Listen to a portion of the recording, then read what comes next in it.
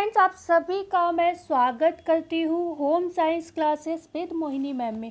आप लोगों की सभी की जो रिक्वायरमेंट या डिमांड पर एक क्लास जो कि आपने कहा था बीपीएससी का मैम पेपर सॉल्व करा दीजिए। तो आज हम बीपीएससी का पेपर सॉल्व करेंगे। बेशक इसमें 4 ऑप्शन होते हैं, 5 ऑप्शन लगभग आए थे, लेकिन जो भी है ये प्रश्न जैसे कि अक्सर क्या होता है कि किसी भी स्टेट का पेपर है उसे देख लेना चाहिए अपने पेपर से पहले, क्योंकि हो जाता है कि क्वेश्चन एक स्टेट के दूसरे स्टेट में भी पूछ लिए जाते हैं। ठीक है, तो ये बिहार का ज़रूर है पेपर, लेकिन आप यूपी से हो तो इसको एक बार नज़र जरूर डाल लो।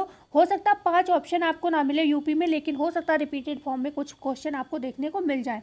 ओके, और दूसरी बात, सब बीपीएससी का भी आप मतलब चल ही रहा है कि आने वाले हैं, तो सभी के लिए इम्पोर्टेंट है। एक बार वीडियो को लाइक कर दिए और चैनल को सब्सक्राइब कर दीजिए अगर नए आए हैं तो, और मित्रों को शेयर कर दीजिए। ठीक है, दूसरी चीज़, आप लोगों को बहुत मतलब ये रहता है कि मैम नए क्वेश्चन, तो कल मैं ऐसे टॉपिक के न्यू क्वेश्चन लाने वाली हूँ जो टॉपिक को आपने बहुत बार पढ़े हैं, लेकिन क्वेश्चन मुझे उम्मीद नहीं है कि आपने सॉल्व किए होंगे। बिल्कुल न्यू क्वेश्चन, चाहे कॉटन के क्वेश्चन भी होंगे, मतलब टेक्सटाइल कराऊंगी, टेक्सटाइल में अगर कॉटन के क्वेश्चन भी मैं कराऊंगी तो मैंने भी अभी तक वो क्वेश्चन नहीं कराए, और ऐसा नहीं मैं अपनी तरफ से कहीं से लाई, उसी बुक से हैं, पर थोड़ा अंदर घुस के लाई हूँ, मतलब बनाए हैं क्वेश्चन को। तो देखिएगा, बहुत ही बेहतरीन क्वेश्चन है कल की, और इसीलिए वीडियो को मैं कहूँगी सब्सक्राइब कर लीजिए, क्योंकि कल का भी नोटिफिकेशन आपको मिल जाए। ठीक है, क्वेश्चन 1 है, दालों का अंकुरण पोषण की दृष्टि से महत्वपूर्ण है क्योंकि, मतलब दालों में जो वो अंकुरण का काम करते हैं वो क्यों करते हैं। ठीक है ना, विटामिन डी को बढ़ाने के लिए, विटामिन के को बढ़ाने के लिए, विटामिन सी को बढ़ाने के लिए, उपर्युक्त में से एक से अधिक या फिर उपर्युक्त में से कोई नहीं।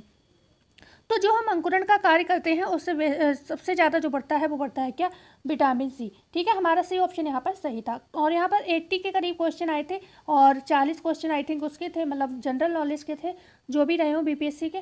ठीक है, तो हम होम साइंस के ही 80 क्वेश्चन को यहाँ पर डिस्कस करेंगे। क्वेश्चन 2 है, जीरोप्थालमिया किस विटामिन की कमी से होता है।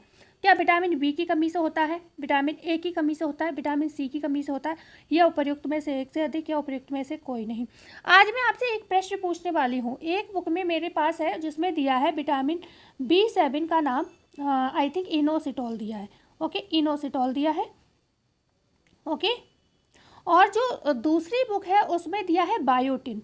ओके, बायोटिन दिया है। तो इनमें से कौन सा नाम सही है, हमें कोई कमेंट करके बताएं, क्योंकि हो सकता है आपके पास भी चीज़ें अवेलेबल हो, या आप लोग जो है अलग अलग जगह पर प्रैक्टिस करते हो, तो सबसे ज़्यादा बार आपको इनमें से कौन सा क्वेश्चन का आंसर मिला हुआ है। मुझे एक जगह बायोटिन मिल रहा है, एक जगह इनोसिटॉल मिल रहा है, तो मैं इसमें कन्फ्यूज़ हो रही हूँ।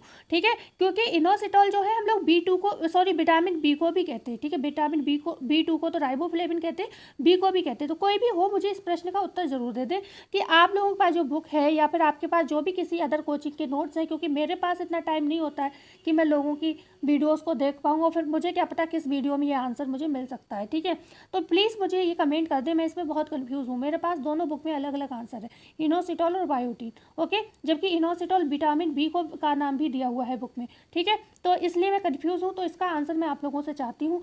जीरोप्थालमिया किस विटामिन की कमी से होता है, विटामिन बी की कमी से, तो इसको हम इनोसिटॉल कहते हैं। विटामिन ए की कमी से, जिसे हम रेटिनॉल कहते हैं। विटामिन सी की कमी से, जिसे हम एस्कॉर्बिक एसिड कहते हैं, या उपर्युक्त में से एक से अधिक, या उपर्युक्त में से कोई नहीं। तो जीरोप्थैल्मिया किस विटामिन की कमी से होता है भाई, जिसकी कमी से रतौंधी होता है, विटामिन ए। ठीक है, इसी की कमी से रतौंधी होता है, करेटोमलेशिया होता है, जीरोप्थैल्मिया होता है, बाइटोट स्पॉट होता है।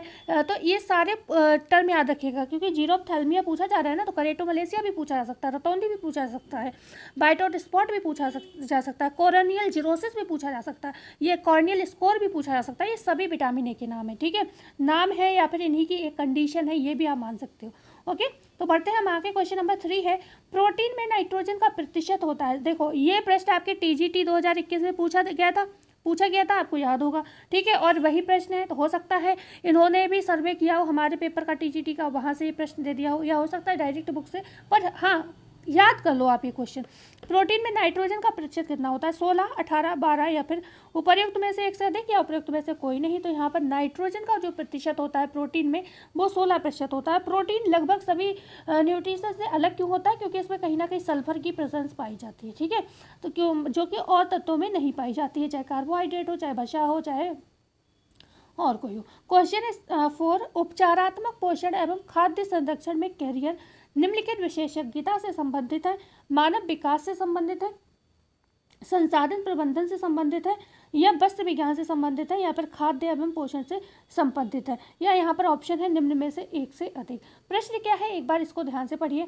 प्रश्न में दिया हुआ है कि जो उपचारात्मक पोषण है, ठीक है, वह खाद्य एवं जो उपचारात्मक पोषण एवं खाद्य संरक्षण में कैरियर, जो उपचारात्मक पोषण होता है या जो खाद्य का संरक्षण ये हमें सिखाया जाता है, तो इसमें जो कैरियर हम बनाते हैं, तो ये विशेषज्ञता किससे संबंधित है ये आपको बतानी है। तो यहाँ पर आपका डी ऑप्शन बिल्कुल सही हो जाएगा, खाद्य एवं पोषण। सीधे सीधे आपको पता भी चल रहा है, देखो वस्त्र विज्ञान में हम कोई उपचारात्मक पोषण की बात नहीं करेंगे।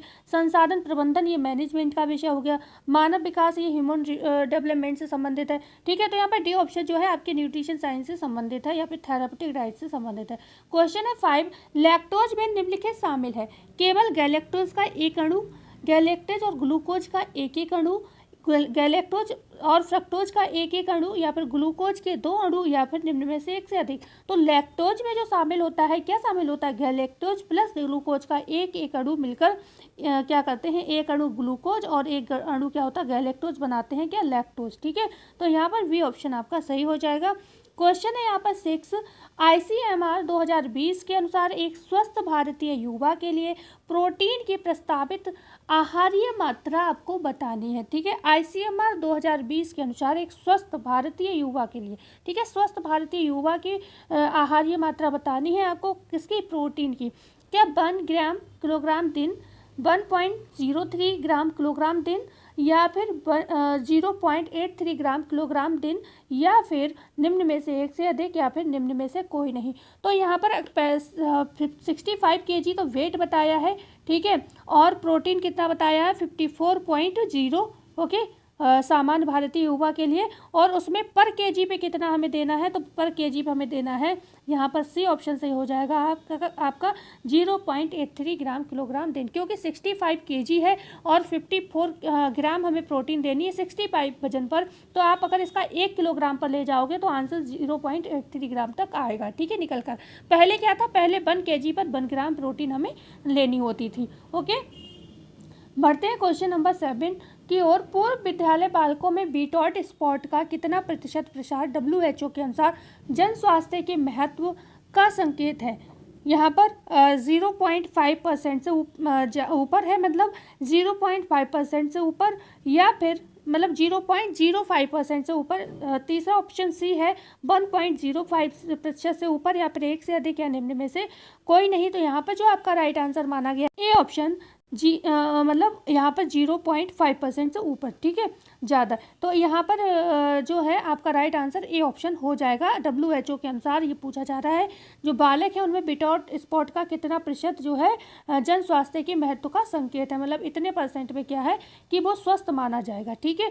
क्वेश्चन है यहाँ पर 8, निम्नलिखित में से कौन सा खाद्य पदार्थ ओमेगा 3 बशीय अम्ल का अच्छा स्रोत है। दूध, अलसी के बीज, बी ऑप्शन है, सेब, सी ऑप्शन, डी है टमाटर, ई है निम्न में से कोई नहीं। तो अलसी के बीज यहाँ पर राइट आंसर होगा। ओमेगा 3 अम्ल का अच्छा स्रोत यहाँ पर माना जाएगा, बी ऑप्शन आपका सही हो जाएगा। दूध है कार्बोहाइड्रेट का अच्छा स्रोत और प्रोटीन का, ठीक है ना, कार्बोहाइड्रेट ज़्यादा होता है, प्रोटीन कम होता है, ओके।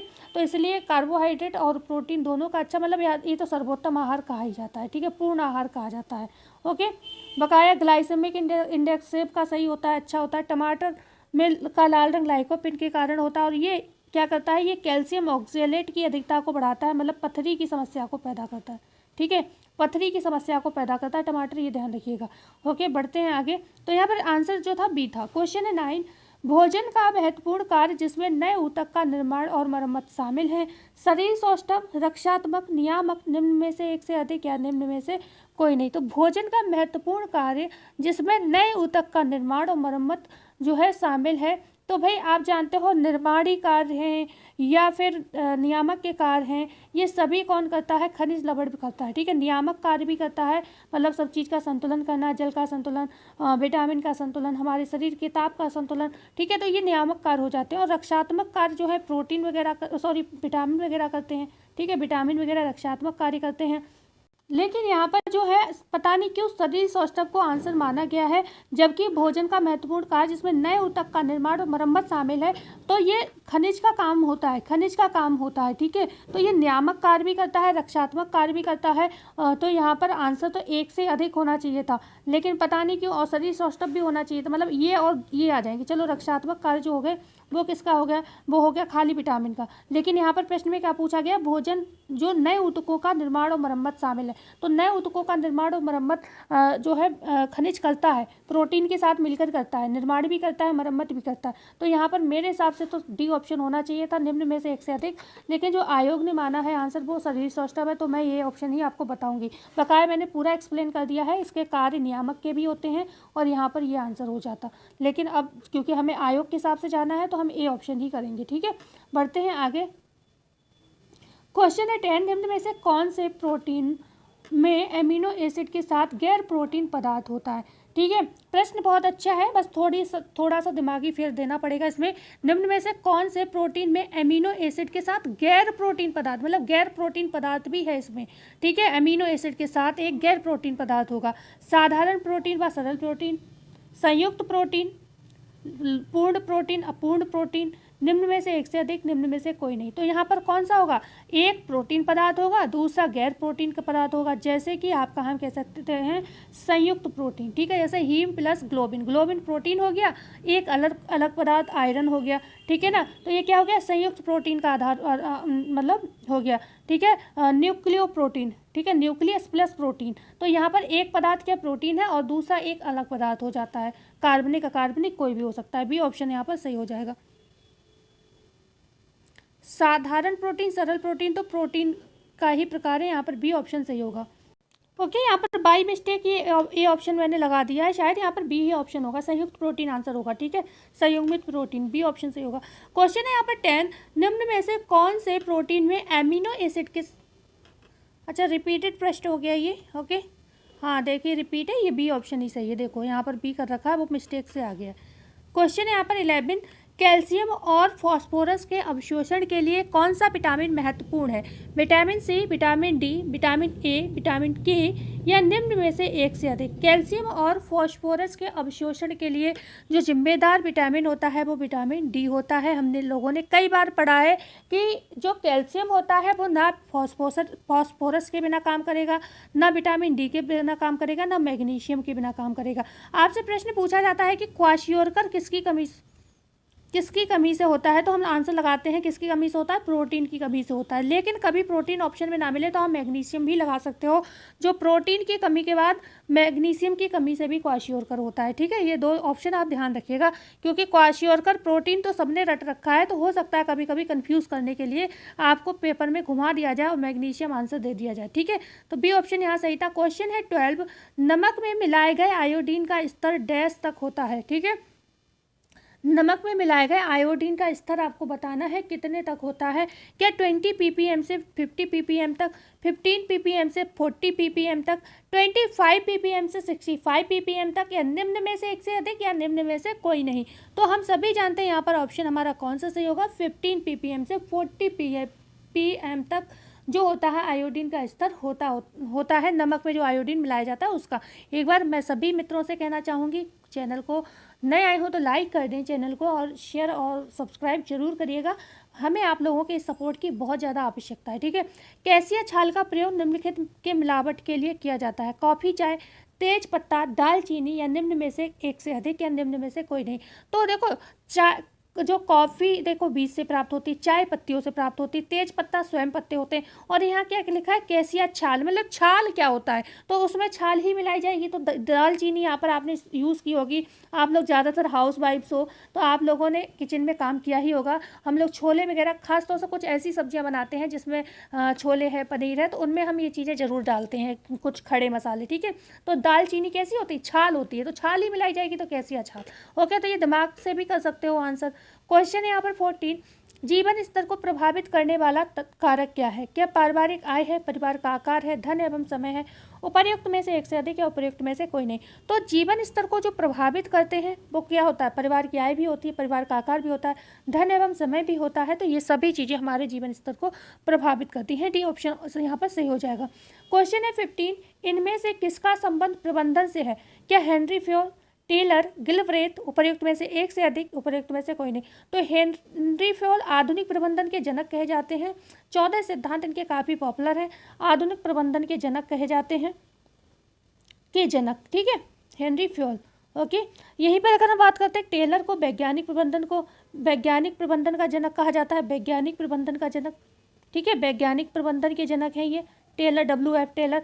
गिलब्रेथ भी आपने पढ़ी होंगी, जो पाथवे चार्ट पढ़ते हैं हम, पेन पेंसिल तकनीक, जो काल सरलीकरण में दो तकनीक हैं, औपचारिक और पेन पेंसिल तकनीक। तो पेन पेंसिल तकनीक जो है आई थिंक गिलब्रेथ ही है पाथवे चार्ट की प्रवर्तक, ठीक है। तो ये सभी क्या है? मैनेजमेंट से संबंधित है। तो राइट आंसर हम किसको कर देंगे? डी ऑप्शन को कर देंगे। निम्न में से एक से अधिक, ये सभी प्रबंधन से संबंधित है, ठीक है, डी ऑप्शन सही हो जाएगा। क्वेश्चन है यहाँ पर 16, पारिवारिक लक्ष्यों की प्राप्ति के लिए कार्य करने की दिशा का खाका बनाने को कहते हैं योजना बनाना, संगठित करना, नियंत्रित करना, उपर्युक्त में से एक से अधिक, उपर्युक्त में से कोई नहीं। पारिवारिक लक्ष्यों की प्राप्ति के लिए कार्य करने की दिशा का हम जब खाका बनाते हैं तो उस चीज़ को हम क्या करते हैं? योजना बनाना कहते हैं। हमारा ये ऑप्शन बिल्कुल सही हो जाएगा। बढ़ते हैं आगे। क्वेश्चन नंबर 17, एक इंटीरियर डिजाइनर के लिए निम्नलिखित में से कौन सी सबसे बड़ी चुनौती है? कुछ अलग करना, कुछ कार्यात्मक बनाना, कुछ आकर्षक बनाना, उपर्युक्त में से एक से अधिक या उपर्युक्त में से कोई नहीं। तो एक इंटीरियर जो डिज़ाइनर होता है उसके लिए क्या होता है? कुछ अलग करना। हर बार आप सेम डेकोरेशन, सेम डिज़ाइन दे दोगे तो लोग आपको पसंद नहीं करेंगे, ठीक है। कुछ कार्यात्मक, थोड़ा मतलब ऐसा भी हो जो आपके कार्य को प्रभावित ना करे, ठीक है, कार्यात्मक हो। कुछ आकर्षक भी हो, मतलब नया हो, कुछ देखने में अट्रैक्टिव हो। तो यहाँ पर डी ऑप्शन, ये इंटीरियर डेकोरेटर की सबसे बड़ी चुनौती होती है, हमेशा कुछ नया करते रहने की, ठीक है। आप जानते हो इसमें भी फैशन चेंज होता रहता है, हमेशा एक सी सजावट लोग पसंद नहीं करते। क्वेश्चन है 18, अचार में मसाले एवं सिरके का प्रयोग भोजन परीक्षण के किस सिद्धांत पर आधारित है? पीएच को कम करना, ऑक्सीजन की उपलब्धता को नियंत्रित करना, ऑक्सीजन को दूर करना, उपर्युक्त में से एक से अधिक, उपर्युक्त में से कोई नहीं। तो अचार में जो हम मसाला एवं सिरका या नमक का प्रयोग करते हैं तो वो पीएच को कम करने का काम करता है। ये ऑप्शन यहाँ पर सही माना गया है। क्वेश्चन है यहाँ पर 19, हमारे पास उपलब्ध संसाधनों का उपयोग करते समय संतुष्टि को अधिकतम करने का निम्नलिखित में से कौन सा तरीका प्रभावी होगा?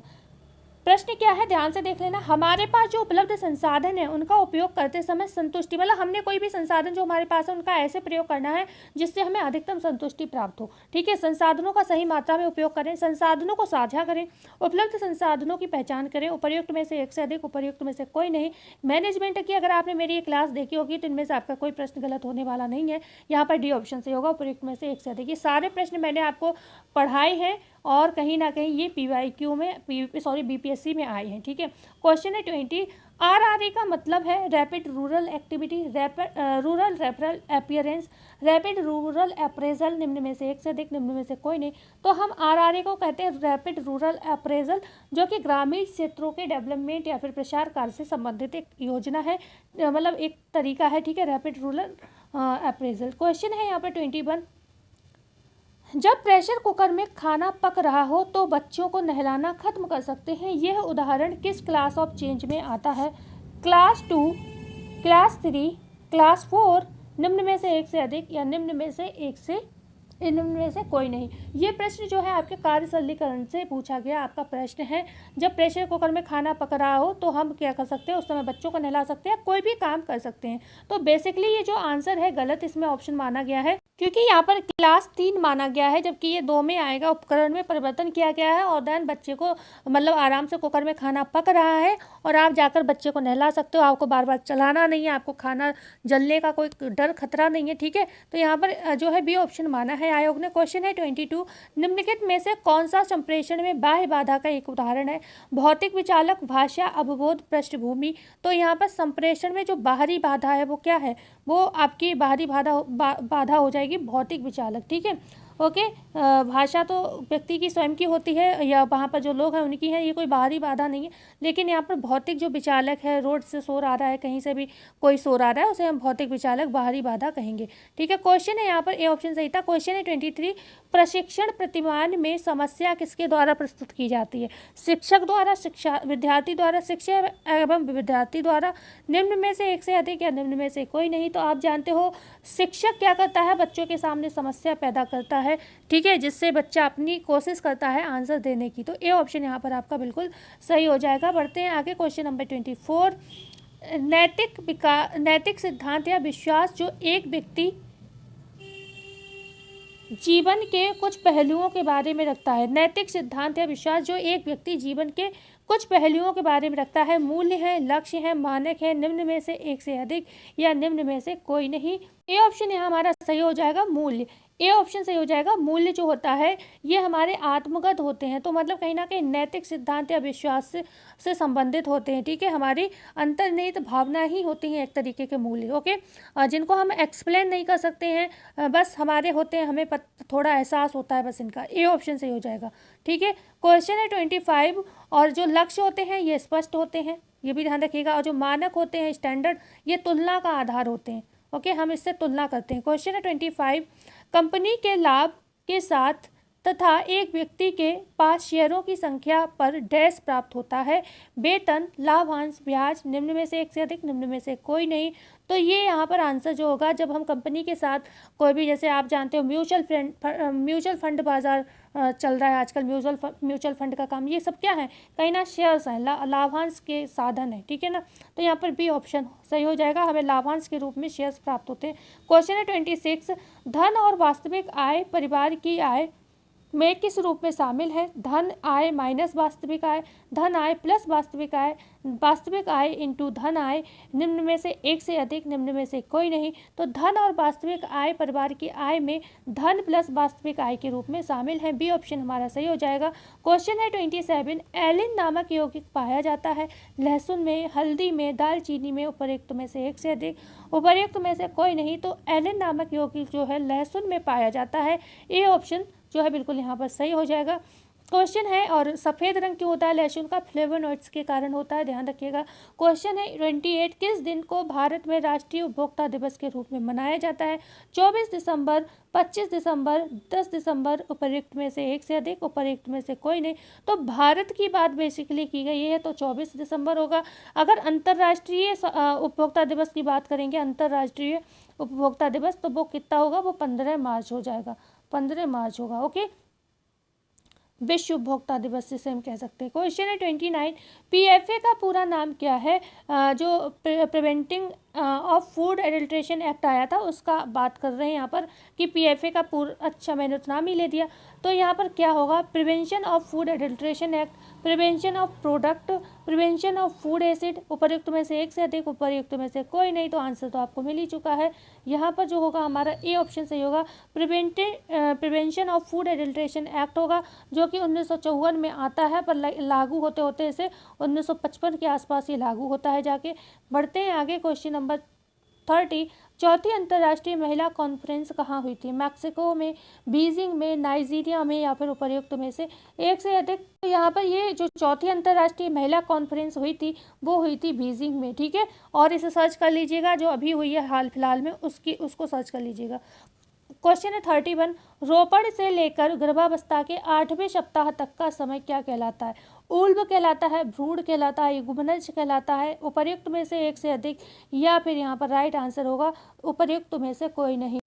तो यहाँ पर जो है इसे हम भ्रूण कहते हैं। रोपण जो होता है, रोपण होता है, इम्प्लांटेशन होता है, निषेचन की क्रिया होती है कहाँ पर? जो आपकी अंड ग्रंथि होती है ना, सॉरी अंड ग्रंथि नहीं, अंडवाहिनी नलिका होती है, उसमें होती है। फैलोपियन ट्यूब में क्या होता है आपका, जो निषेचन की प्रक्रिया होती है, वहाँ पर कम से कम 9 या 10 दिन तक रहता है ये, और जीव द्रव्य से पोषण प्राप्त करता है, जो हमारा कौन होता है? कोशा होता है या जाइगोट होता है। फिर ये जाकर कहाँ? गर्भाशय में स्थापित हो जाता है। गर्भाशय में स्थापित होने के बाद जब गर्भाशय में स्थापित होता है उसी को तो हम रोपण, इम्प्लांटेशन या आरोपण कहते हैं, ठीक है। तो उसी प्रक्रिया को ये पूछ रहे हैं। तो रोपण मतलब जब वो गर्भाशय में पहुंच चुका है बच्चा, ठीक है, गर्भाशय में अंडवाहिनी जो नलिका है अंडवाहिनी उससे कहाँ पहुंच गया, गर्भाशय में। तो उस समय से बताना है आपको क्या क्या कहेंगे। तो ये रोपण से लेकर गर्भावस्था के 8वें सप्ताह तक की अवधि को बताना है। इसे हम भ्रूण कहते हैं। कहीं कहीं ये 2 माह तक माना जाता है, ठीक है, 2 माह तक, ओके, 2 माह के अंत तक होता है भ्रूणावस्था, 2 सप्ताह से 2 माह के अंत तक। क्वेश्चन 32, शरीर में विटामिन के का मुख्य कार्य किसमें होता है? रक्त जमाव में, एंटीऑक्सीडेंट के रूप में, दृष्टि के रखरखाव में, उपर्युक्त में से एक से अधिक, उपर्युक्त में से कोई नहीं। तो विटामिन के का मुख्य कार्य होता है किसके रूप में? रक्त जमाव के रूप में। ए ऑप्शन सही हो जाएगा यहाँ पर, ठीक है, क्योंकि एंटीऑक्सीडेंट तो होता नहीं है। ACE मेनली माने जाते हैं एंटीऑक्सीडेंट। ओके, और दृष्टि के रखरखाव में भी विटामिन ए की आवश्यकता होती है। तो यहाँ पर ए ऑप्शन सही हो जाएगा। क्वेश्चन है यहाँ पर 33, 1 ग्राम वसा कितनी कैलोरी प्रदान करती है? 5 कैलोरी, 7 कैलोरी, 9 कैलोरी, निम्न में से एक से अधिक, निम्न में से कोई नहीं। तो वसा 9 कैलोरी, अल्कोहल 7 कैलोरी, ठीक है, अल्कोहल। बकाया कार्बोहाइड्रेट और प्रोटीन कितना देता है? 4 कैलोरी, ठीक है। बढ़ते हैं क्वेश्चन नंबर 34, निम्नलिखित में से कौन सा मानव संसाधन का प्रकार है? ज्ञान है, बुद्धि है, दृष्टिकोण है, उपर्युक्त में से एक से अधिक, उपर्युक्त में से कोई नहीं। तो मानव संसाधन 2 तरीके, हमारे जो रिसोर्सेज या संसाधन होते हैं 2 तरीके के होते हैं, मानव होता है एक, दूसरा अमानवीय होता है। तो यहाँ पर ज्ञान, बुद्धि, दृष्टिकोण ये सभी क्या हैं? आपके मानवीय संसाधन हो जाएंगे, ठीक है, जिन्हें हम देख नहीं सकते, जिन्हें हम छू नहीं सकते, ठीक है, जिन्हें हम सूंघ नहीं सकते, ठीक है, सूंघ भी नहीं सकते आप इनको। भाई सूंघ लोगे क्या? नहीं, इसमें कोई स्मेल नहीं होगी, लेकिन बस आंतरिक नज़रों से देखिए तो सब दिखता है। क्वेश्चन है 35, इनमें से कौन सा मनोवैज्ञानिक संज्ञानात्मक मनोविज्ञान से संबंधित है? जीन पियाजे, कोहलर, चॉम्स्की, उपर्युक्त में से एक से अधिक या फिर कोई नहीं। तो चॉम्स्की आपके भाषा विकास से संबंधित है, ठीक है, भाषा विकास से संबंधित है। कोहलर आपके आई थिंक नैतिक विकास से संबंधित है, नैतिक विकास, ओके। और जीन पियाजे यहाँ पर ए ऑप्शन सही हो जाएगा, राइट आंसर, ठीक है, ए ऑप्शन सही हो जाएगा। क्वेश्चन है यहाँ पर 36, 1920 में पश्चिमी भारत में मॉन्टेसरी स्कूल किसने शुरू किया? एनी बेसेंट, गिजुभाई बदेका, महात्मा गांधी, रुक्मणी या फिर निम्न में से कोई नहीं, एक से अधिक। तो यहाँ पर गिजुभाई बदेका ने ये काम किया था 1920 में पश्चिमी भारत में मॉन्टेसरी स्कूल शुरू करने में, ठीक है, बी ऑप्शन सही था। क्वेश्चन है 37, वह पालन पोषण की शैली जो माता पिता द्वारा संचालित होती है और सख्त नियम और विनिमय निर्धारित करती है उसे कहते हैं अनुज्ञात्मकता, आधिकारिकता, सत्तावादी, निम्न में से एक से अधिक, निम्न में से कोई नहीं। वह पालन पोषण की शैली जो माता पिता द्वारा संचालित होती है और सख्त नियम विनिमय पर आधारित होती है, मतलब नियम भी इसके सख्त हो। तो सा से सख्त और सा से सत्तावादी, सी ऑप्शन यहाँ पर सही हो जाएगा, ठीक है ना, यहाँ पर सी ऑप्शन सही हो जाएगा। क्वेश्चन है 38, बाल अध्ययन आंदोलन का जनक किसे कहा जाता है? जीन पियाजे को, बंडूरा को, स्टेनले हॉल को, एक से अधिक। तो स्टेनले हॉल जिन्होंने एडोलिसेंस पुस्तक लिखी और जिसमें किशोरावस्था को तनाव और तूफान की अवस्था का, इन्होंने बहुत सारे आंदोलन चलाए बच्चों की शिक्षा से संबंधित या फिर उनके डेवलपमेंट विकास से संबंधित। तो यहाँ पर सी ऑप्शन सही हो जाएगा, ये बाल अध्ययन आंदोलन के जनक कहे जाते हैं स्टेनले हॉल, ठीक है, ओके। जीन पियाजे का संज्ञानात्मक विकास है, बंडूरा का सामाजिक सोशल लर्निंग थ्योरी है, आपने पढ़ी होगी। क्वेश्चन है 39, विकास है डैश प्रक्रिया, सतत, एकीकृत, विशिष्ट से सामान्य की ओर, निम्न में से एक से अधिक, निम्न में से कोई नहीं। तो विकास सतत होता है, धीरे धीरे होता है, दिखता नहीं है, ठीक है, विनाशात्मक होता है और रचनात्मक होता है। ये सारे विकास के क्या है प्रकार है? विनाशात्मक जो बुढ़ापे की ओर लेकर जाता है, रचनात्मक जो हमारी मतलब परिपक्वता की ओर हमें ले जाता है, ठीक है, मैच्योरिटी की ओर लेकर जाता है। तो पहले रचनात्मक होता है विकास, बाद में विनाशात्मक होता है, ठीक है। वृद्धि रचनात्मक होती है और कैसी होती है? मात्रात्मक होती है। विकास गुणात्मक, रचनात्मक और विनाशात्मक होता है। तो ये सारे टर्म याद रखो, प्रश्न ऐसे ही नॉर्मल ही प्रश्न कभी कभी बनते हैं और आंसर गलत हो जाते हैं। रॉबिन्सन फॉक्स ने नातेदारी के बनावट के डैश सिद्धांत बताए हैं, 2, 3, 4 या 5। रॉबिन्सन जो फॉक्स है इन्होंने नातेदारी के बनावट के कितने सिद्धांत बताए हैं? तो इन्होंने बताए हैं सी। तो यहाँ पर 4 सिद्धांत इन्होंने बताए, सही ऑप्शन सही हो जाएगा। ये जो रॉबिन्सन फॉक्स थे कहाँ के निवासी थे? एंग्लो अमेरिकन, ठीक है, एंग्लो अमेरिकन मनोवैज्ञानिक थे, ठीक है, अमेरिकन मनोवैज्ञानिक थे। इन्होंने क्या किया था, अनाचार के, ठीक है, मतलब सॉरी, इन्होंने मनोवैज्ञानिक थे जिन्होंने अनाचार निवारण, विवाह प्रणाली, लिख देती हूँ मैं, ठीक है, अनाचार निवारण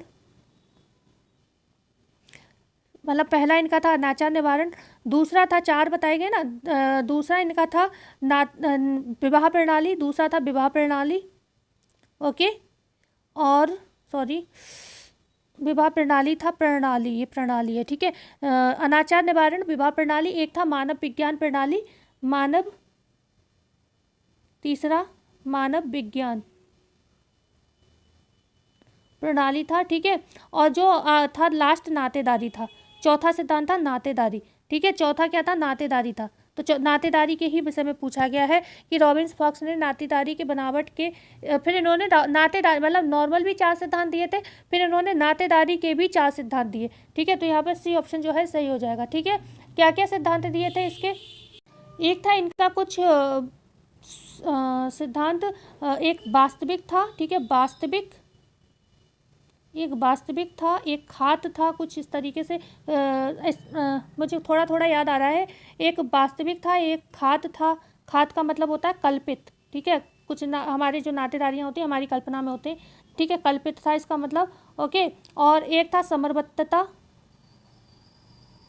मतलब अजीब ही नाम है, ठीक है ना, तो ये कुछ मिलाकर इनके 4 थे, ठीक है, याद रखिएगा, थोड़ा बहुत मतलब जो याद आया मुझे बता दिया। क्वेश्चन है 41, निम्नलिखित में से कौन सी किशोरावस्था की विशेषता नहीं है, परिवर्तन का काल, संक्रमण का काल, यथार्थता का काल, समस्याओं की बहुलता, निम्न में से एक से अधिक। तो किशोरावस्था की कौन सी विशेषता नहीं, भाई परिवर्तन होता है, संक्रमण भी होता है, यथार्थता का काल, समस्याओं की बहुलता, या फिर निम्न में से एक से अधिक। तो ये यथार्थता का काल नहीं होता है, ठीक है, और सारी विशेषताएं हैं, ये जरूरी नहीं कि वो जो भी सोचे वो सत्य ही हो, परिवर्तन होते हैं, संक्रमण भी यहाँ पर तरह तरह के होते हैं, हर तरीके से होते हैं डेवलपमेंट में, ठीक है, समस्याओं की बहुलता भी रहती है, पर जो भी वो सोचता है करता है ये जरूरी नहीं सब यथार्थ हो, अगर वो कुछ सोच रहा है कल्पना कर रहा है तो जरूरी नहीं वो सत्य ही हो, ठीक है, तो इसी ऑप्शन जो है मतलब नहीं होगा सही। क्वेश्चन है 42, विकास की प्रक्रिया के दौरान वृद्धि और विकास के संकेतक क्या कहलाते हैं, सिद्धांत, मील का पत्थर, परिपक्वता, निम्न में से एक से अधिक, क्या है, निम्न में से कोई नहीं, तो इसे हम कहते हैं मील का पत्थर, ठीक है, बी ऑप्शन सही होगा, विकास की प्रक्रिया के दौरान वृद्धि और विकास के संकेतक जो है ये मील के पत्थर कहलाते हैं, ठीक है, बी ऑप्शन सही हो जाएगा। क्वेश्चन है 43, शिक्षा मनोविज्ञान शैक्षिक अभिवृद्धि एवं विकास का क्रमबद्ध अध्ययन है, यह परिभाषा किसके द्वारा दी गई, जुड के द्वारा, ट्रो के द्वारा, स्टीफन के द्वारा, निम्न में से एक से अधिक, या फिर निम्न में से कोई नहीं, तो यहाँ पर जो ये डेफिनेशन दी गई स्टीफन द्वारा दी गई, सी ऑप्शन जो है सही हो जाएगा, ठीक है।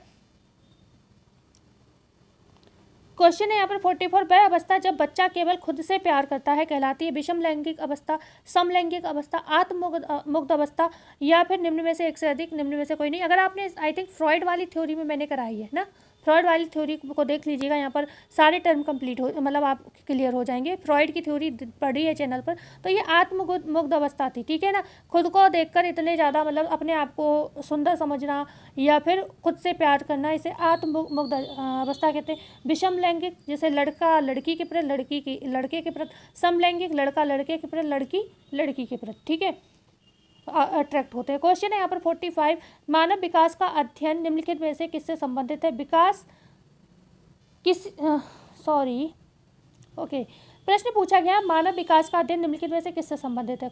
ऑप्शन ए है किसी व्यक्ति के शारीरिक, मनोवैज्ञानिक और सामाजिक विकास से, एक व्यक्ति की समस्याओं तथा जरूरतों से, पारिवारिक संबंधों से, निम्न में से एक से अधिक, या निम्न में से कोई भी नहीं। तो यहाँ पर जो मानव विकास का जो अध्ययन है वो संबंधित है यहाँ पर किसी व्यक्ति के शारीरिक, मनोवैज्ञानिक, सामाजिक विकास से भी संबंधित है, एक व्यक्ति की समस्या तथा जरूरतों से भी संबंधित है, पारिवारिक संबंधों से भी संबंधित है, तो डी ऑप्शन से हो जाएगा, निम्न में से एक से अधिक।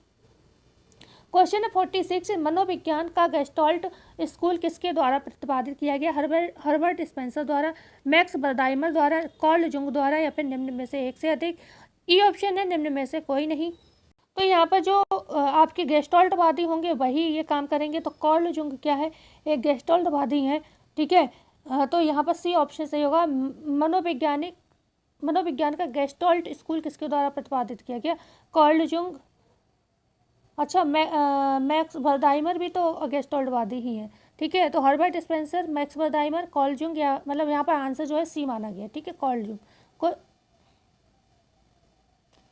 मैक्स बर्दाइमर, कोहलर, कुम्फा। एक सेकेंड, मैक्स बर्दाइमर, कोहलर, कोम्फा, ये सभी किस में आते हैं? गेस्टोल्ड बाद में आते हैं, कोहलर और कुम्फा। ठीक है, ये किस में आते हैं? सभी गेस्टोल्ड बाद में आते हैं। ये यहाँ पर बी ऑप्शन ही सही है। मैंने इसलिए ये सी बता दिया था क्योंकि जहाँ से मैंने प्रश्न ये बनाए थे वहाँ पर ऑप्शन जो था दिया हुआ था ये, लेकिन आयोग ने इसको भी ही सही ऑप्शन ही माना। मतलब आयोग का सही है। जो प्रश्न है मेरे पास, मैंने घटना चक्र से उठाए हैं, तो घटना चक्र में आई थिंक इसका बी ऑप्शन दिया हुआ है। ठीक है, तो ये इसलिए सॉरी सी ऑप्शन दिया हुआ है, इस वजह से ये मिस्टेक हो गई। ठीक है, कार्ल जुंग ने नहीं, ये दिया मैक्स बर्दाइमर ने ही है।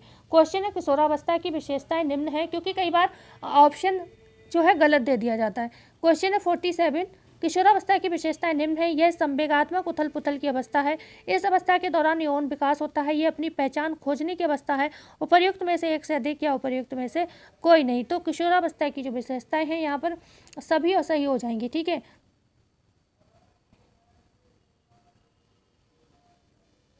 ये सभी इसमें जो है सही हो जाएंगी आपकी।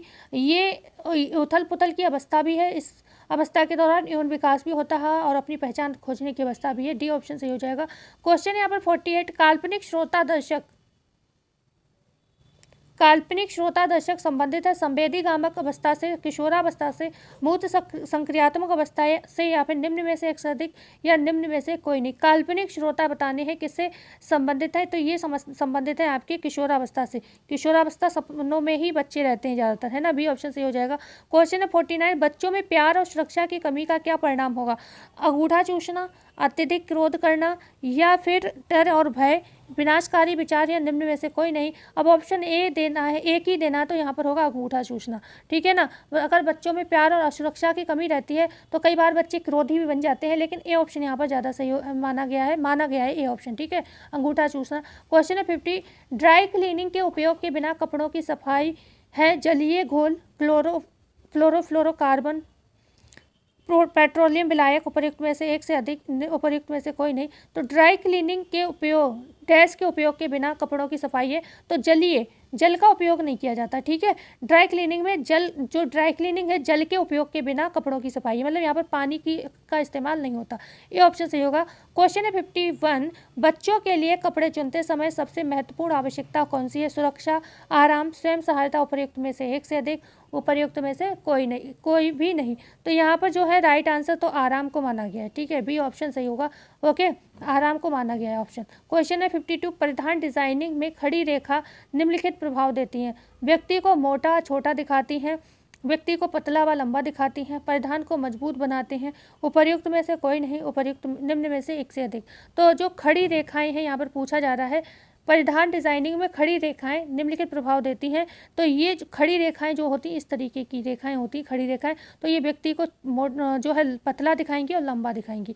बी ऑप्शन सही हो जाएगा। ठीक है ना। और अगर रेखाएं इस तरीके की होती तो ये क्या करती, तिरछी रेखाएं जो आपकी होती हैं, ये क्या कहती, व्यक्ति को मोटा और छोटा दिखाती। ठीक है, तो बात करते हैं क्वेश्चन नंबर 53 की। जूट से बना कड़ा, भारी और साधारण बुनाई वाला कपड़ा कहलाता है?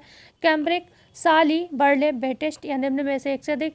तो ये होता है बर्ले, बोरा जूट से बना हुआ कपड़ा है। क्वेश्चन है यहाँ पर 54, हाइड्रोक्लोरिक अम्ल तथा सल्फ्यूरिक अम्ल द्वारा ऊनी रेशों को साफ करना कहलाता है? सीजिंग, कैडलिंग, कैलेंडरिंग, कार्बोनाइजिंग, या फिर निम्न में से एक से अधिक। तो हाइड्रोक्लोरिक अम्ल तथा सल्फ्यूरिक अम्ल से जो प्रक्रिया की जाती है वो कार्बोनाइजिंग कहलाती है। ठीक है, ये ऊन पर किया जाता है। ठीक है, सी ऑप्शन यहाँ पर, डी ऑप्शन सही हो जाएगा। क्वेश्चन है 55, रिब बुनाई निम्नलिखित का रूपांतरण है? ट्विल बुनाई का, सैटिन बुनाई का, सादी बुनाई का, निम्न में से एक से अधिक, निम्न में से कोई नहीं। तो ये है सादी बुनाई का। रिब बुनाई निम्नलिखित में से किसका रूपांतरण है? सादी बुनाई का रूपांतरण है, क्योंकि आप जानते हो 3 आधार बुनाइयाँ होती हैं, सादी, ट्विल और सैटिन होती हैं। 3 आधार बुनाइयाँ, जिसमें रिब बुनाई होती है वो सादी बुनाई के द्वारा बनाई जाती है। बास्केट बुनाई भी इसी का रूप है। क्वेश्चन है यहाँ पर 56, महिलाओं की सामने से खुली शर्ट की बटन की पट्टी को किस प्रकार सिला जाता है? ये क्वेश्चन बीपीएससी के हैं, मुझे ऐसा लग रहा है ये क्वेश्चन मैंने कहीं और भी करवे हैं, किसी और पेपर में भी। महिलाओं की सामने से खुली शर्ट की बटन की पट्टी को किस प्रकार सिला जाता है? दाएं के ऊपर बायां, बाएं के ऊपर दायां, कॉर्नर के ऊपर बायां, निम्न में से एक से अधिक, निम्न में से कोई नहीं। तो ये जो है महिलाओं की जो शर्ट में जो बटन लगाए जाते हैं, तो ये लगाए जाते हैं बाएं के ऊपर दायां, बी ऑप्शन सही हो जाएगा। ठीक है, बाएं के ऊपर दायां। क्वेश्चन है यहाँ पर 57, वार्डरोब की योजना किस आधार पर होनी चाहिए? व्यवसाय, मौसम, अवसर, उपर्युक्त सभी, निम्न में से कोई नहीं। तो यहाँ पर डी ऑप्शन सही हो जाएगा। वार्डरोब की योजना किस आधार पर होनी चाहिए? उपर्युक्त सभी सही होगा। क्वेश्चन है 58, कौन सी फुलकारी में कांच के टुकड़ों को परिधि के चारों ओर बटन होल सिलाई के साथ सिला जाता है? कसूती, सुबेर, शीशेदार, निम्न में से एक से अधिक, निम्न में से कोई नहीं। तो यहाँ पर ये क्वेश्चन आरपीएससी में आए थे शायद, मैं तो बीपीएससी वाले प्रैक्टिस सेट से लेकर आई हूँ ये प्रश्न। पता नहीं क्यों मुझे कन्फ्यूज़न हो रहा है यहाँ के प्रश्न देखकर। ये हमने पीवाईक्यू लगाए थे तो हमने ये सॉल्व किए थे प्रश्न, मुझे ऐसा याद है। और ये बीपीएससी में तो नहीं थे ये शायद, जो मैंने प्रैक्टिस सेट से प्रश्न ये उठाए हैं वहाँ गड़बड़ दे दिया है इसका मतलब, बीपीएससी में मिक्स कर दिए हैं आरपीएससी के प्रश्न। सी ऑप्शन सही है यहाँ पर, क्योंकि क्वेश्चन बनाए मुझे कुछ दिन हो गए, थोड़े दिन पहले मैंने टाइम था तो बनाया था ये सेट। चलो क्वेश्चन है 59, थर्मोसोल करियर उच्च तापमान और उच्च डाई दबाव किसके साथ रंगाई के तरीके? कोई बात नहीं, एक बार मैं इसको चेक कर लूँगी। अभी प्रैक्टिस सेट मेरे पास अवेलेबल नहीं है, ठीक है, अलग रखा हुआ है कमरे में, तो मैं इसको चेक कर लूँगी तब मैं बताऊँगी। मुझे पता नहीं क्यों इन प्रश्नों पर डाउट हो रहा है, ये बीपीएससी के प्रश्न नहीं है, ये बीपीएससी में ये प्रश्न नहीं आए थे क्योंकि हमने सॉल्व किया है बीपीएससी का पेपर पहले भी। स्टार्टिंग के सारे सही थे, यहाँ पर टेक्सटाइल में मुझे डाउट हो रहा है। ओके, किसी ने दिया हो बीपीएससी का तो फिर बताना, या फिर मैं खुद ही चेक कर लूँगी, आप लोग परेशान मत होना। क्वेश्चन है 59, थर्मोसोल करियर उच्च तापमान और उच्च डाई दबाव किसके साथ रंगाई के तरीके हैं? डिस्पर्स, मिनरल, वेजिटेबल, निम्न में से एक से अधिक या निम्न में से कोई नहीं। तो ये डिस्पर्स होगा, डिस्पर्स डाई होगा, छितराने वाली डाई कहते हैं। ये खास तौर से किस पर होती है? सिंथेटिक फाइबर, जैसे कि पॉलिएस्टर है, नायलॉन है, जो भी होते हैं सिंथेटिक उन पर होती है। क्वेश्चन है 60, पटोला की उत्पत्ति निम्नलिखित किस स्थान पर हुई? करनाल, ग्वालियर, पाटन, निम्न में से एक से अधिक, निम्न में से कोई नहीं। तो ये हुई पाटन के स्थान पर। ठीक है, पटोला की उत्पत्ति गुजरात, पाटन।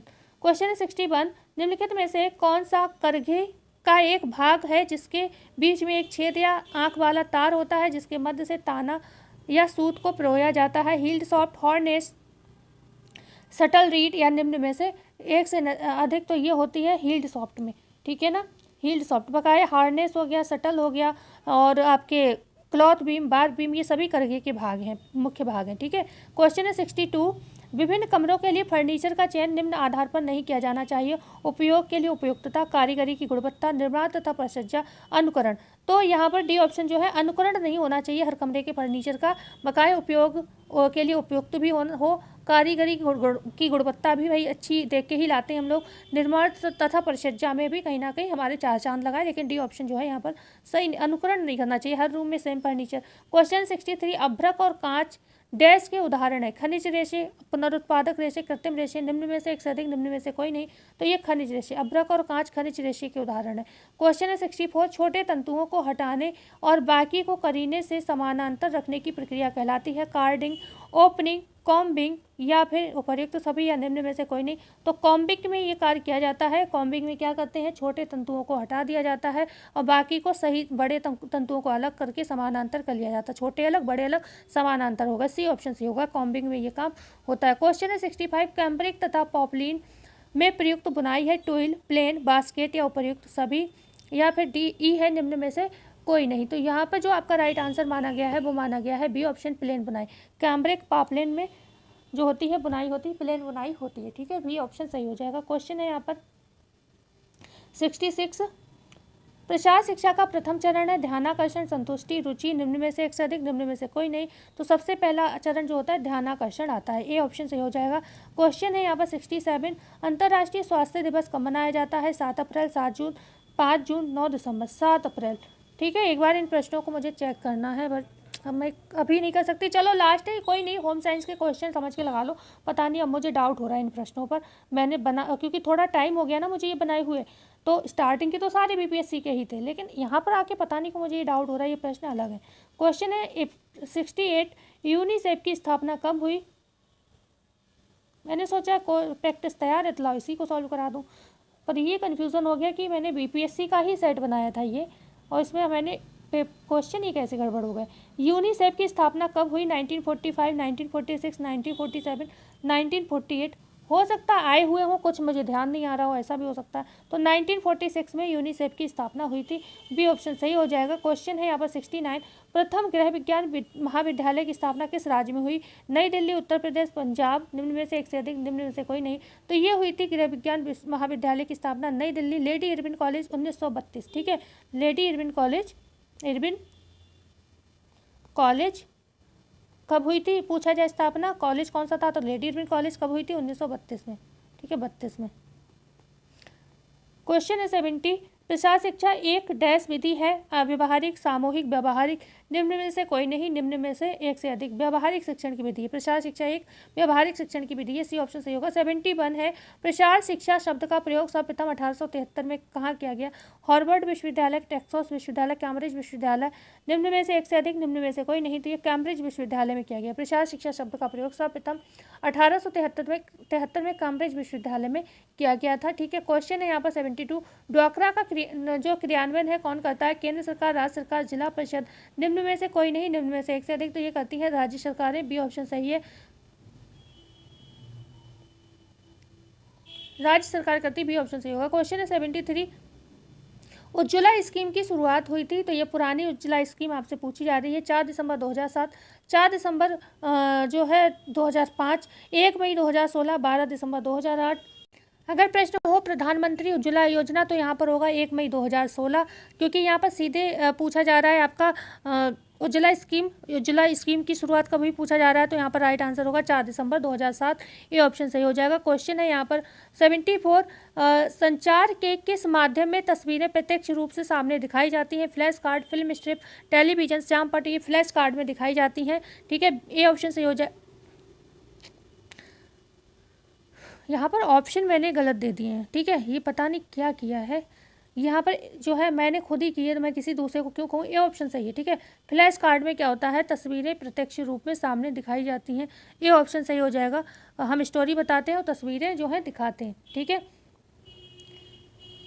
क्वेश्चन है 75, सामुदायिक विकास योजना का आरंभ किया गया 9 मई 1958, 8 जून 1971, 2 अक्टूबर 1952, 15 जनवरी 1960। तो 2 अक्टूबर 1952 में ये काम जो है किया गया। ठीक है, सामुदायिक विकास कार्यक्रम की शुरुआत। 76 है, परिवर्तन के वर्ग का विचार सर्वप्रथम किसने दिया? मुंडेल द्वारा, गिलवर्थ द्वारा, मल्टीमैन द्वारा, निखिल अमेडोसी द्वारा। तो मार्विन मुंडेल ने परिवर्तन का वर्ग दिया था 1940 में। ठीक है, ऑप्शन ए सही है। क्वेश्चन है 77, प्रसार कार्यकर्ता का कार्यक्षेत्र होता है असीमित, बहुआयामी, निर्धारित, द्विआयामी, निम्न में से एक से अधिक, तो यहाँ पर बी ऑप्शन सही होगा। प्रसार कार्यकर्ता का जो कार्यक्षेत्र होता है वह कैसा होता है? बहुआयामी होता है। क्वेश्चन है 78, विश्व स्वास्थ्य संगठन की स्थापना 1940, 1945, 1942, 1954। तो विश्व स्वास्थ्य संगठन की स्थापना जो हुई थी वो हुई थी 1945 में, बी ऑप्शन सही हो जाएगा। ठीक है, बी ऑप्शन सही हो जाएगा यहाँ पर। और वैसे अगर पूछा जाए नॉर्मल, ये 1945 दिया है, तो शुरुआत हुई थी यहाँ पर चीन और रूस द्वारा, इस पर चर्चा हुई थी, लेकिन जो 1948 जो है आंसर माना जाता है अब आज के समय में, तो इसे भी याद रखना, WHO की स्थापना अगर 1948 दिया हो तो आप यही आंसर करेंगे। क्वेश्चन है यहाँ पर 79, प्रसार शिक्षा का उद्देश्य है दृष्टिकोण में परिवर्तन लाना, ज्ञान और व्यवहार में परिवर्तन लाना, कार्यदक्षता में परिवर्तन लाना। तो यहाँ पर जो है डी ऑप्शन सही हो जाएगा। उपयुक्त तो सभी सही है यहाँ पर। ठीक है, डी ऑप्शन सही हो जाएगा। एक बार वीडियो को जो भी है बच्चे नए जुड़े वो भी वीडियो को लाइक ज़रूर कर दें, चैनल को शेयर कर दें और सब्सक्राइब जरूर करें। ठीक है, और प्यारा सा कमेंट कर सकते हैं तो जरूर करें। क्वेश्चन है 80, शारदा एक्ट संबंधित है विधवा विवाह से, सती प्रथा से, बाल विवाह से, निम्न में से एक से अधिक, निम्न में से कोई नहीं। आपका डाउट मैं जरूर क्लियर करूंगी कि एक प्रैक्टिस सेट में लास्ट में गड़बड़ कैसे हो गया, शायद मैंने ध्यान नहीं दिया या फिर समझ नहीं आ रहा मुझे भी। लास्ट के क्वेश्चन जरूर मुझे लग रहा है कि जो BPSC के नहीं है, मुझे ही डाउट हो रहा है क्योंकि मैंने BPSC का भी सॉल्व किया हुआ है और भी पेपर सॉल्व किए, तो कोई नहीं, क्या अच्छा इससे कोई इफेक्ट इतना पड़ता है? आपको प्रैक्टिस मिली, आपको क्वेश्चन होम साइंस के ही मिले, कहीं और के नहीं मिले। बस ये है कि इन प्रश्नों को भी हमने जल्दी में किया भी था सॉल्व। ठीक है, तो शारदा एक्ट संबंधित है विधवा विवाह से, सती प्रथा से, बाल विवाह से, या फिर निम्न में से एक से अधिक, या निम्न में से कोई नहीं। तो हरविलास शारदा आपने नाम सुना होगा, ये बाल विवाह से संबंधित है। हरविलास शारदा इसके प्रवर्तक रहे, हरविलास शारदा इसके जो थे प्रवर्तक रहे, और समय क्या था 1929। ठीक है, 1929। यहीं पर सती प्रथा अगर आपसे पूछा जाए तो ये क्या था, 1829 में आया था। कोई बताएगा विधवा विवाह अधिनियम एक्ट कब आया था, ये कोई हमें बता सकता है? तो ये यहाँ पर, और सती प्रथा का अंत किसके द्वारा किया गया? तो राजा राममोहन राय, और उस समय के राजा थे एक अकबर, उन्होंने भी इस पर चर्चा की थी। और बकाया मतलब बाद में अंग्रेज़ों के, ब्रिटेन के जो लोग थे उनके मतलब सपोर्ट से जो था, राजा राममोहन राय ने सती प्रथा का अंत कराया। ठीक है, तो यहाँ पर ऑप्शन क्या था? सी ऑप्शन आपका सही है, राइट आंसर। सादा एक्ट कब से संबंधित है? कैसे? बाल विवाह से संबंधित है। तो आज की क्लास कैसी लगी बताना ना भूलिएगा। 80 क्वेश्चन थे, 80 प्रश्न ही आते हैं, यही तो चक्कर है। प्रश्न भी मैंने देखो 80 ही डाले, बीपीएससी में 80 ही प्रश्न होते हैं। और मैंने स्टार्टिंग में ये सेट भी बीपीएससी का ही बनाया था, फिर लास्ट में मैं पता नहीं क्या मेरे, क्योंकि ये पेपर बनाए मुझे थोड़ा टाइम हो गया, सच्चाई ये है। तो पेपर बनाए ये थोड़ा टाइम हो गया, इसलिए मुझे समझ नहीं आ रहा है कि लास्ट में ये क्वेश्चन गड़बड़ कैसे हो गए। ठीक है, या मैंने ही लास्ट में कुछ और सोच के प्रैक्टिस बना दिया था, इसको क्या किया था, अब ये पुरानी बात हो गई, इसलिए मुझे थोड़ा याद नहीं आ रहा। तो क्लास कैसी लगी बताना ना भूलिएगा। अच्छी लगी हो तो वीडियो को लाइक कर दीजिएगा, चैनल को शेयर कर दीजिएगा, और नए आए हो तो सब्सक्राइब कर दीजिएगा। मिलते हैं कल नई वीडियो में नई जानकारी के साथ। जब तक के लिए धन्यवाद। और टेक्सटाइल की जो कल क्लास आपकी होने वाली है वो बहुत इम्पॉर्टेंट, ऐसे प्रश्न मुझे नहीं पता किसी ने कराए या नहीं कराए, क्योंकि मैं किसी का चैनल नहीं देख पाती हूँ, तो मैं खामखा बुराई नहीं कर सकती। पर मैं उम्मीद करती हूँ कि शायद, मुझे पता नहीं क्यों ऐसा लग रहा है कि आपने वो प्रश्न शायद ही देखे होंगे। बहुत ही नए और यूनिक तरीके से, यूनिक प्रश्न मैं बुक से ही लेकर आई हूँ, कहीं अन्य से भी नहीं, हैं बुक से ही। तो मिलते हैं कल नई वीडियो में नई जानकारी के साथ। जब तक के लिए धन्यवाद।